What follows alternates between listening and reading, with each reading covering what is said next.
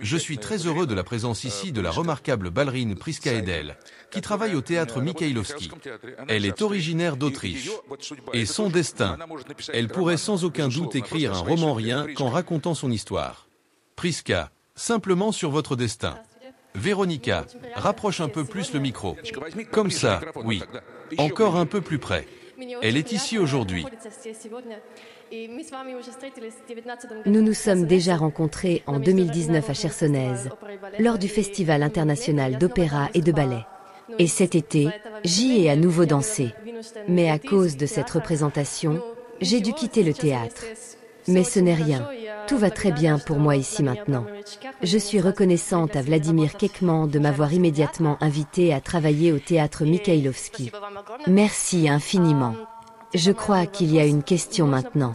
Peut-on poser la question en allemand, s'il vous plaît? Est-ce possible en allemand? Oui, en allemand.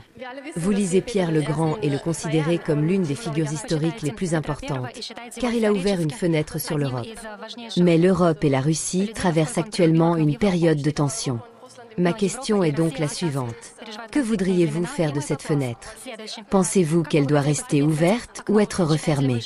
Autrement dit, comment envisagez-vous les relations entre la Russie et l'Europe à l'avenir?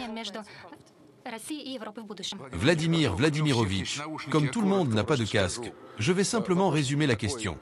La question est la suivante. Pierre le Grand a ouvert une fenêtre sur l'Europe. Dans les circonstances actuelles, faut-il la refermer? Merci. On pourrait penser que, quand il y a du vent, il vaut mieux la fermer pour ne pas attraper froid. Mais nous avons un temps agréable, voyez-vous.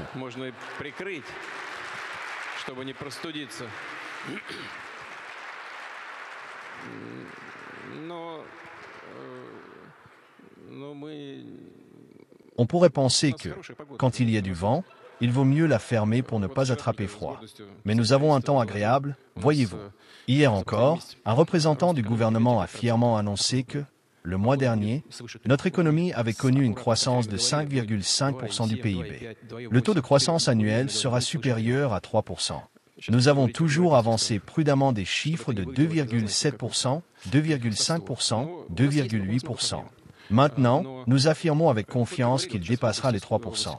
Je ne vais pas comparer avec les pays européens pour éviter que cela ne paraisse prétentieux ou arrogant. Nous avons bien sûr de nombreux défis à relever. Mais parlons de culture et d'art. La culture russe. Vous appréciez votre travail au théâtre Mikhailovski, n'est-ce pas? Vous aimez sûrement le public, l'atmosphère. Et nous allons continuer à soutenir et à cultiver cela. Nous ne voulons rompre les liens avec personne. Et nous ne le faisons pas. Nous ne fermons ni porte, ni fenêtre, ni lucarne. Si certains veulent s'isoler, c'est leur choix.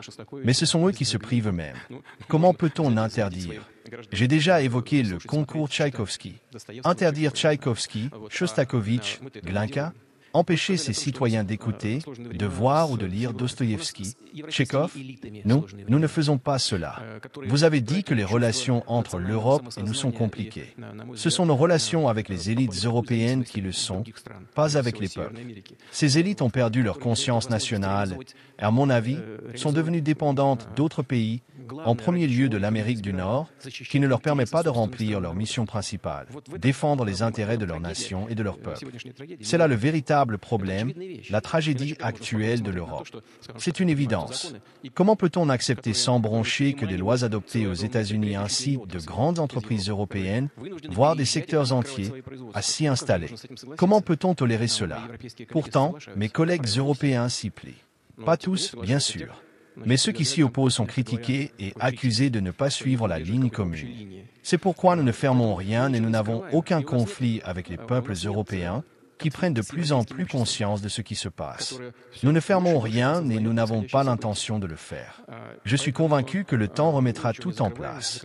Et je vous souhaite le meilleur dans votre travail en Russie et au théâtre Mikhailovski.